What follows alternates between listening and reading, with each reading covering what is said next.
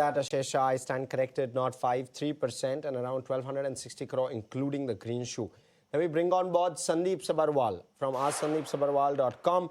Sandeep, NLC in particular, let me first start with that. Around 42,000 crore in terms of market cap, based on the OFS price, rather the 10% discount that the government is looking to offer. Around 12 times earnings is what this one trades at. Trailing 12 months, you've got coal gasification as a big theme which could be emerging. Power in the power value chain as well, NLC is present. I wonder if you have a view on this one.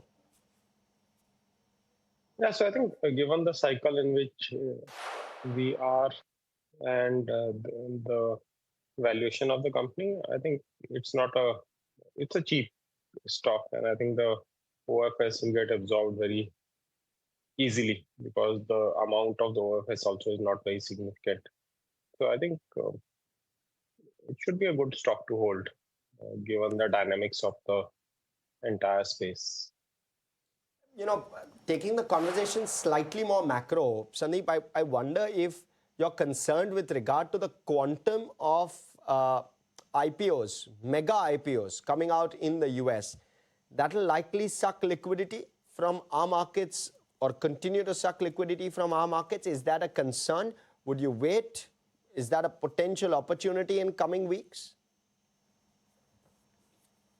I think Indian markets are the way FIs have sold. I don't think we are in a state where people are actually looking to pull money out of India to invest in the SpaceX IPO, etc. So I don't think that's a logical concern. The logical concern could be historical evidence of what happens after very large IPOs, which don't have any near-term cash flow generation outlook. So, which are made on blue sky projections and where the company proposes to do things which look impossible as of today and in the foreseeable future. So I think that's the risk. So I don't think the pullout from Indian market, etc., is a bigger concern. And I think the macro concerns in India just come from what's happening externally in terms of the food and commodity prices and the forecast of a relatively poor monsoon and what it does to inflation and demand. So the jury is still out on the monsoons. Like weather prediction is very tough. So let's see how that goes. The progress till now is not bad, although in Mumbai we are suffering from extreme heat. But I think progress elsewhere seems to be okay. I think that's something, but I don't think this is a big concern. Look at the public, the government OFS which is coming in, because most of them we have seen getting oversubscribed.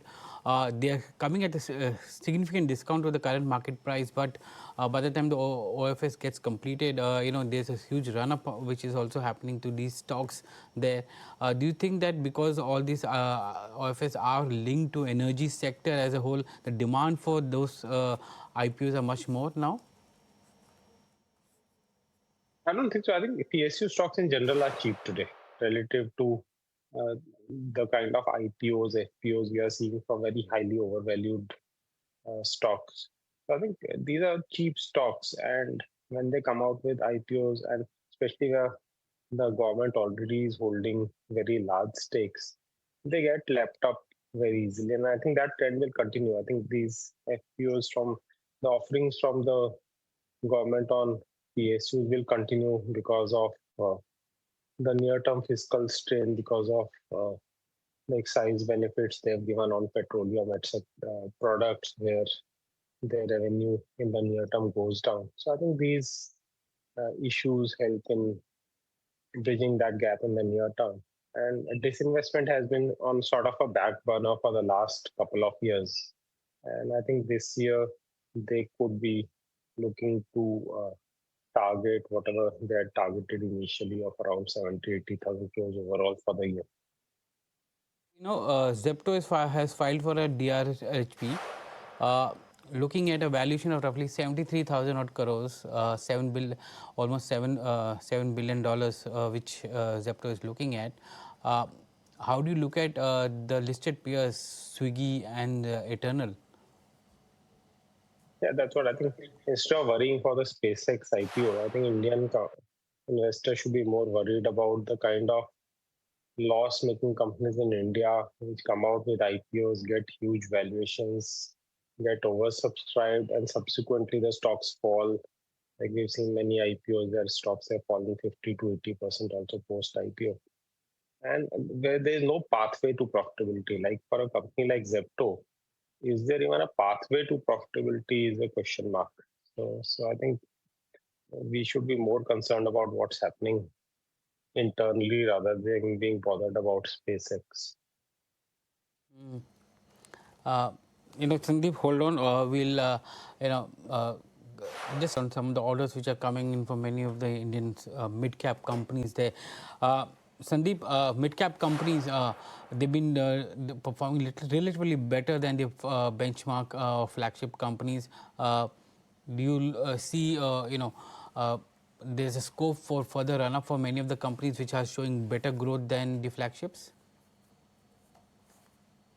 Yeah, it's possible. So I think because in the mid and small cap space, it tends to be more about the company rather than the sector overall. So I think specific companies continue to do well, and there are spaces which are doing extraordinarily well in terms of now the valuations is again a question mark. So many of the fancied sectors like companies supplying to the defense sector or having some space connection or uh, these kind of stocks, I think their valuations have become very high.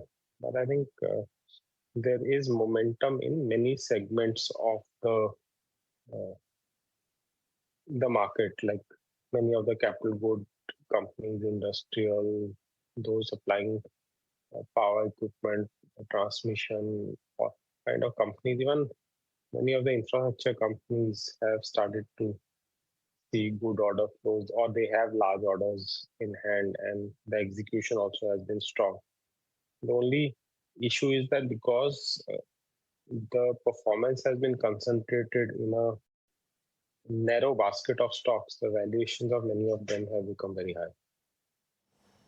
Right. The other development that's come out overnight is that a U.S. court has struck down the $100,000 fee on work visas in the U.S., which likely benefits IT stocks in a decently material fashion, because you've got all of these IT company employees sitting out of the U.S.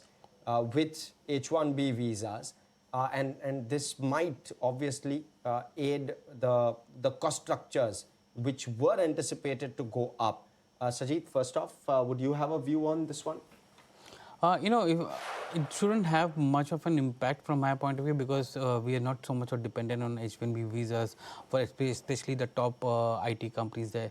But I was looking at the recent numbers which came from along with GDP.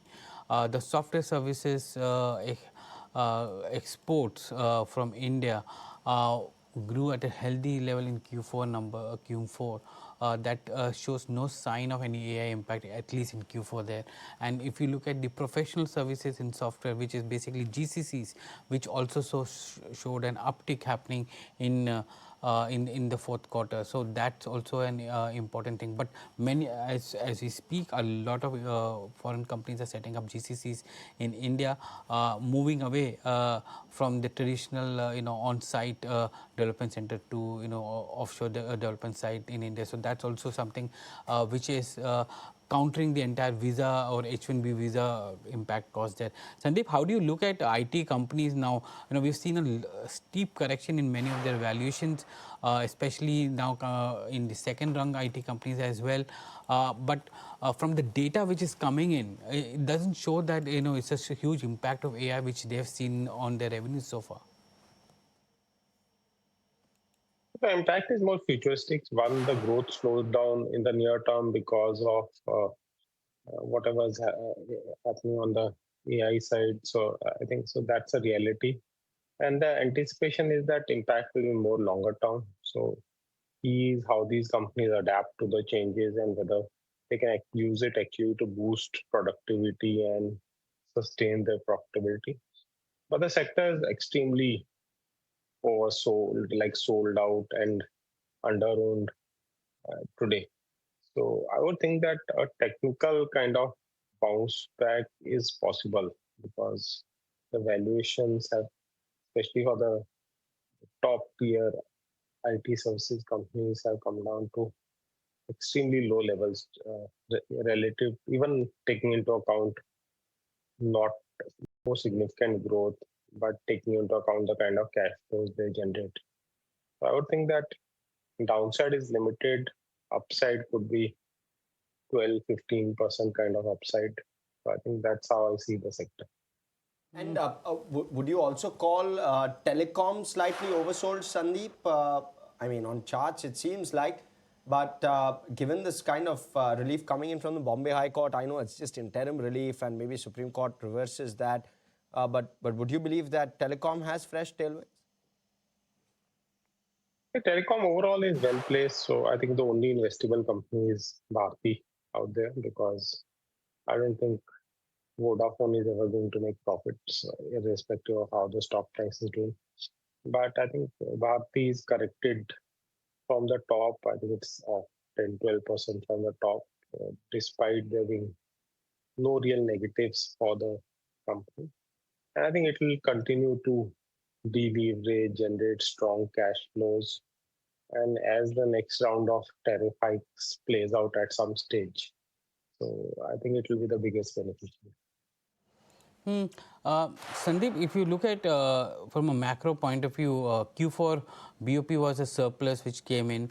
Uh, the kind of measures which RBI has come out with, it seems that now FY27 BOP will also be a surplus, which will also mean that there could be dollar flows, which will lead to appreciation of the rupee or plowback of the rupee from 95 odd levels to 93. Do you think that will have a material impact in some of the export sectors which had that tailwind of currency depreciation now? Not really. I think the tailwind is very significant because you have to see it relative to how the other currencies have done globally. If you compare it to the Chinese yuan, the yuan has not depreciated at all at a time when the Indian rupee depreciated 12 to 15%. So even if there's a couple of percentage pullback, I don't think it is a negative at all. I think the key is that the entire uncertainty related to the logistics which is there due to the Middle East conflict or and the tariffs, etc., which are moderate as of now, but we don't know the future trajectory. So I think if there's a trade deal with the US, then obviously that gets settled. I think those are more critical factors. The rupee is extremely supportive for exports at this stage.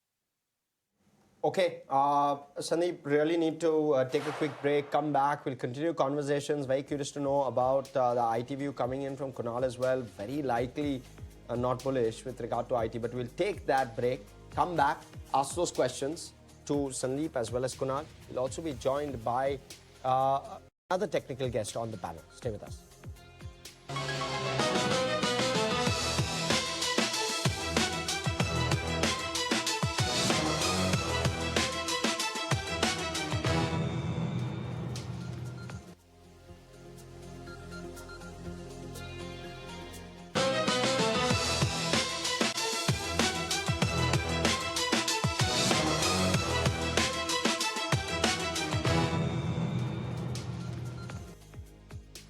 Welcome back, and plenty of stocks on our radar this morning. A Federal Bank, for example, you've got IFC selling shares from the nearly 7.5% shareholding that they had.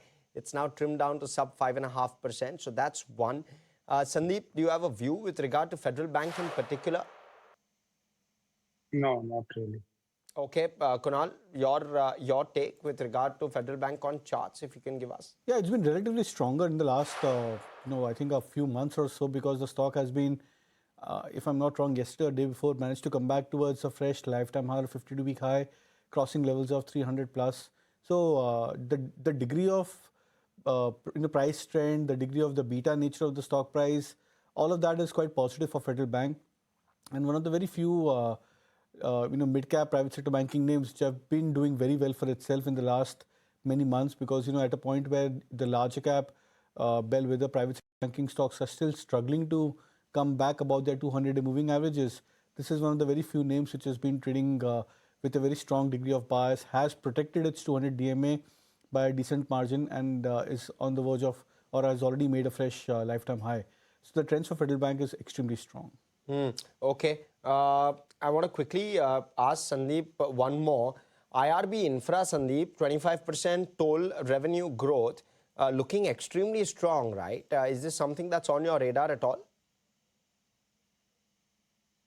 No, not really. I think the toll revenue data I also saw, but then I'm not actively tracking the stock at this point of time. Understood. Within the power ecosystem, Sandeep, would IEX at all feature in the list of stocks that you're looking at? And if not, what within the power ecosystem are you looking at in terms of the play on energy? So I think there are various companies which are there. So on one side are these MNCs like GE, Vernova, Hitachi, all these companies are there, but then and Cummins, etc. But the valuations are very high, although the companies are doing well. So you need to look for sell-offs or weak market periods to buy into these stocks. They are not viable at these valuations. And there are transmission equipment companies, then there are wires and cable companies, transformer or link companies. So I think there are various companies at play where people can participate depending on how the valuations are at that point of time. Let me also bring on board Vaishali Parekh, Vice President, Technical Research at Prabhudas Leeladhar. Vaishali, I'll come to you in just a few minutes from now. Please bear with us. I need to release Sandeep, so I'll quickly ask him a couple of questions. Sandeep, within the chemicals basket, one of the drags has been everything playing out in the Middle East has dragged some of the fertilizer counters, but subsidies may well go up. Would you at all play those, the likes of an EID Parry, for example? You've got SBI Mutual Fund buying in to EID Parry. Any of those looking attractive to you? I think EID Parry would more be a sugar play, I guess, although I have not been actively tracking the company. But I think on the fertilizer side, no, because there are too many regulatory uncertainties at this point of time. And you rightly said that there are a lot of developments in the Middle East, and how the margins for these fertilizer companies will play out is tough to say at this point of time. Anything within the lending pack that you're looking at actively, Sandeep? So I think banks in general, the larger banks look decently placed. So I think across the board, I would think ICICI, Axis, or even HDFC Bank at these valuations. SBI could, if they are able to take a huge share of the entire FCNR fundraising, then that adds to the deposit base. And the current issue is so I think what a lot of people are not recognizing from this FCNR by FCNRB thing is that it brings in huge deposits into banks also, and deposits have been a big concern. And if 5 lakh crores of additional deposits come in, so I think it's a big positive for the banking sector. So I think the banks are cheap, and I think they are well placed. Your favorites, if at all, I can egg you to give us those. I think from the private banking side, Axis and ICICI, I would say. Okay, Sandeep, thank you so much for joining us this morning. Gives us always a very good perspective. Sandip Sabharwal.